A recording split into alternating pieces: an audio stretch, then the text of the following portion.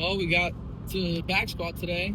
Uh, got up to 135 again. Kind of got to start back up slowly, depending on how the body feels. The weight feels super light, but just trying to listen to my left hip and not trying to rush it. Biggest goal right now is just trying to maintain, where I was at. That's the biggest thing.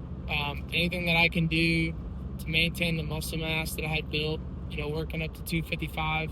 That's the biggest thing I'm trying to do right now. So I'm trying to supplement that with heavier cleans now as I wait for the squats to build back up. So luckily the cleans don't hurt at all. So I'm able to push through that. So hand clean, got up to 185 today. I'm going to keep trying to progress that pretty quickly. I usually hit a wall around 225. My body feels great. With that build up, feel very stronger than I have been in the past few years, especially on bench. So my numbers are the best that they have been. But luckily, I'm able to move fast. There is a little bit of stiffness, especially when I'm working into deeper ranges, which is why the deep squat hurts right now. But it's getting better every day. With the med balls, as far as throwing, I'm going to be a little later throwing progression-wise. So I'm ramping up my med balls right now. We'll be throwing med balls off mount come December. All the boys will be chucking in December, so excited to see how all the guys are progressing. December's awesome. Everybody starts throwing baseballs. But I'll start throwing in January, but trying to keep building up towards that, kind of see how that progress goes. I will have a day where, go heavier on back squat or go for a 1 rep. Last year I got up to, I think it was 315 for 1, so definitely going to hope to beat that at some point. But that'll be probably closer to February or March. I'm going to stay in off-season mode for a very long time. But we'll see where we're at as we get closer to that time. Bench. I haven't decided what I'm doing on bench yet. I'm probably going to have to deload on bench just because I got up to 200, but it failed on the second rep for all 3 sets. I'll probably just have to deload bench and then start that back up. Deadlift is feeling better, so trying to work that back up as well. But hopefully should be getting into the 400s by mid-December on deadlift. But happy where I am. Luckily, the injury wasn't, too catastrophic. We've still been able to work through it, and that's what we're doing. Hopefully, you guys are seeing how to work through injuries, which happen all the time with athletes. These minor injuries, it just kind of is part of, an athlete's life is, you're trying to train, you're trying to get better, but you are going to have little bumps in the road. But making sure that your bumps in the road don't get you back to square one. That's the key. Don't let it take you back to square one. Try to keep building somehow. I think one of the keys I've learned from that is I remember when I had patellar tendonitis when I was just out of college trying to play indie ball. I had patellar tendonitis, so just had a bunch of knee pain.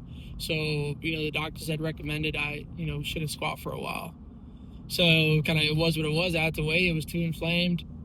But I took that month and a half to really, get after it with my upper body. It was the strongest my upper body strength had gotten at that time. And you just got to learn how to, roll with the punches. I think the better you get at rolling with the punches, that's what sports teach you. That's what baseball teaches you. Learning how to get better. How can I get 1% better? Okay, God, he's got his plan, right? And, can't use my knees right now. Can't use my legs. Okay, but where can I improve? And that's what you got to find. Don't be focused on, the negative and like, oh, I did this. I hurt myself.